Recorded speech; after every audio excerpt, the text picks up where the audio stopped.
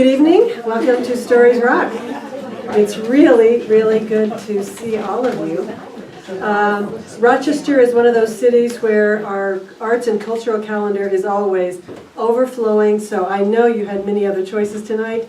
So I really thank you for choosing this one. I'm grateful to all of our readers and tellers. They have created stellar stories, and they've also chosen to be very vulnerable here in front of you tonight. And that's quite something. Well, tonight we will hear stories about creating family, adopting, blending, and finding your kin. And we're going to do this in reverse order. Family isn't always about blood. It's the people in your life who want you in theirs, the ones who accept you for who you are, the ones who would do anything to see you smile, and the ones who love you no matter what. And in Arkansas, where my mom is from, we call that finding your kin.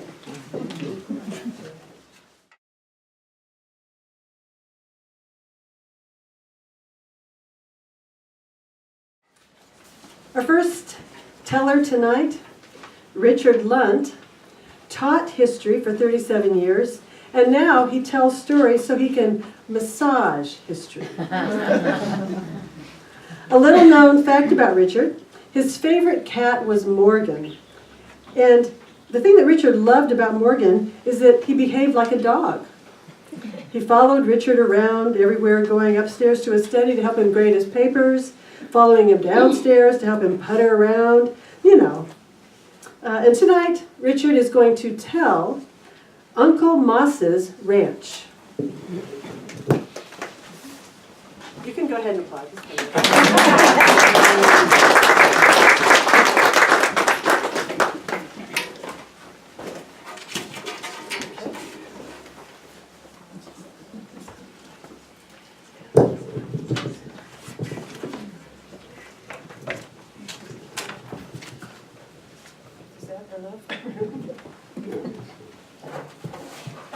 I like to move around, so I'll get out.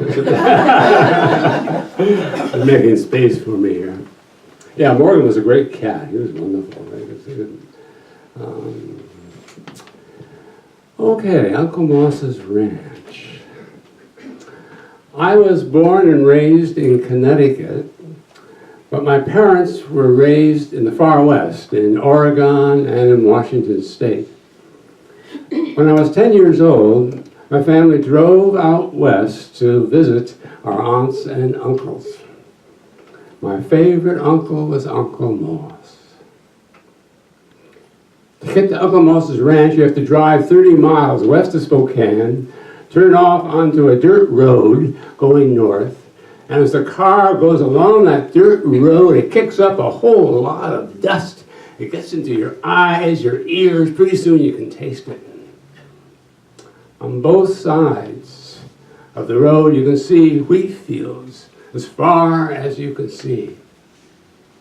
This is dry land farming, and in a good year, a rancher will only get about 20 inches of rain. After about 7 miles, the road dips down into a dry creek bottom, and we're now in pasture land, and we can see roaming cattle. A couple of miles farther, we can see Uncle Moss's Ranch. And in a minute, we are there. Uncle Moss is a real cowboy. He wears a cowboy hat, denim shirt, Levi's cowboy boots. He rolls his own cigarettes. Uncle Moss brands his calves. He brings his calves into the corral. He gets out his lasso, he whirls it around, throws it around the neck of a calf, brings that calf in, wrestles him to the ground, ties up 3 of his legs, signals to a ranch hand to bring over the branding iron. The ranch hand presses that branding iron against the rump of that calf, and the calf goes off squealing. You could smell the burning flesh. Uncle Moss liked to do the cowboy rope tricks. His favorite, I'm not going to try to do it. I want to imitate it. he gets that rope circling around, and then he steps into it one leg at a time. Then he works that rope up over his legs and back and shoulders and up over his head and back on down again. Steps out of the circling rope and takes a little bow. Uncle Moss was not a talker.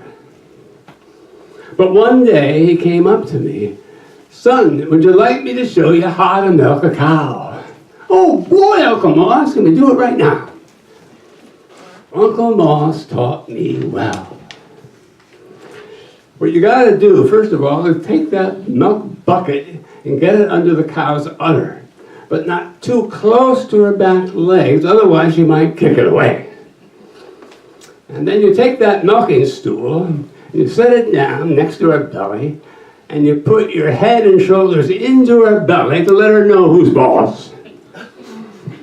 And then you grab two of her teats, not too hard, and then you pull down gently, working your way through the fingers, and pretty soon you get a nice steady stream of milk coming out. Squirt, squirt, squirt, squirt, squirt, squirt. I found if I could direct the teats to the side of the bucket, I could make it ring. Zing, zing, zing, zing, zing, zing. Most important of all, you have to keep your eye on the cow's tail. Because if she raises it up high, you have to grab that milk bucket and get out of there lickety-split.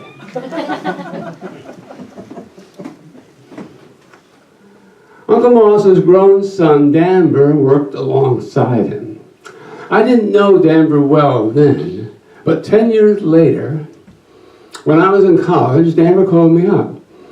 "Richard, Uncle Moss is retired, and I'm running the ranch by myself now, and could you come out and give me a hand this summer?" "Yeah, sure, Danver, I'd love to do that." Danver looked like his dad. He wore the same clothes, the cowboy hat, the denim shirt, the Levi's, and the cowboy boots. He was small and sinewy, just like his dad. His face was all very tanned and had the texture of leather. And Danver rounded up his calves and branded them, but he didn't roll his own cigarettes. He did not smoke. And he didn't do the cowboy rope tricks. And Danver went to college.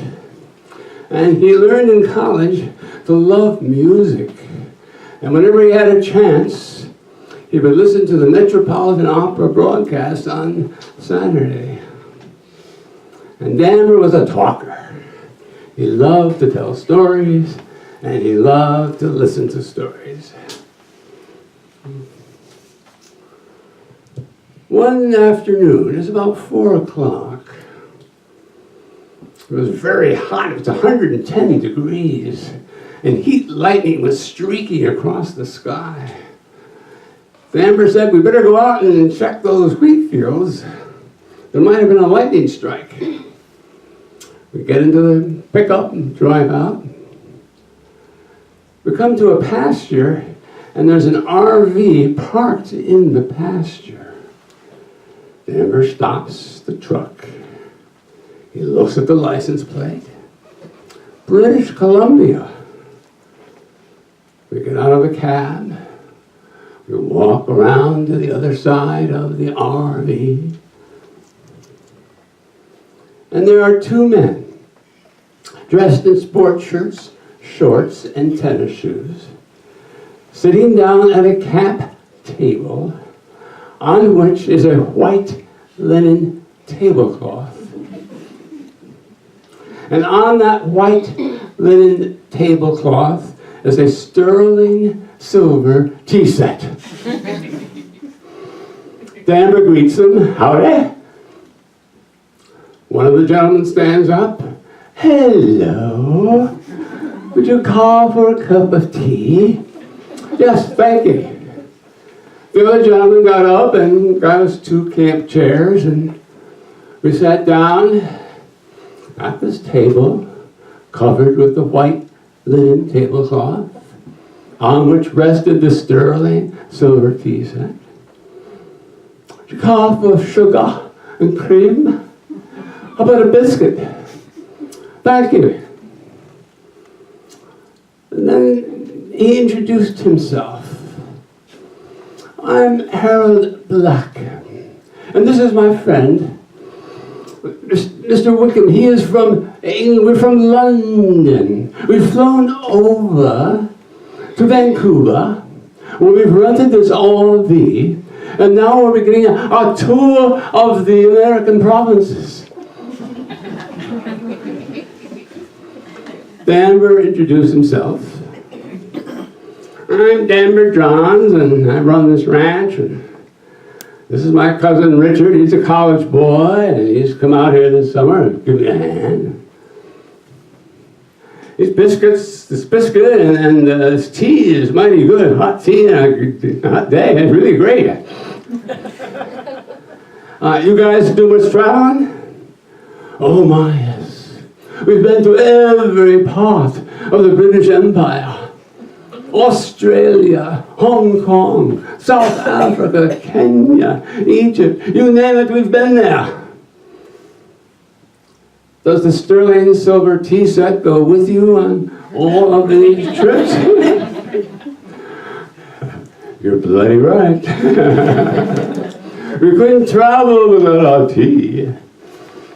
As you can see, the tea set is a bit battered from knocking about in the holes of aeroplanes and ships, and in the bins of RVs, and riding on the backs of camels and horses. But asked Danver about his ranch. How many acres he had? Did he sow winter wheat, spring wheat? How many cattle? How many horses? Were the winters severe?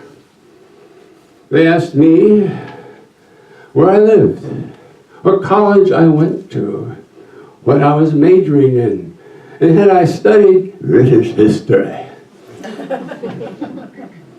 We talked on for a couple of hours, and Danver looked at his watch. And getting on summertime. Would you like to join us for supper? My wife's got a good stew there. She'd love to have you come. They agreed. After supper, we talked on into the evening for 2 or 3 hours. And we became friends. And Harold invited us to come and see them in London. I promise you a wonderful experience. You see, I work for the Queen. My job is at Buckingham Palace. I am the curator of royal heraldry.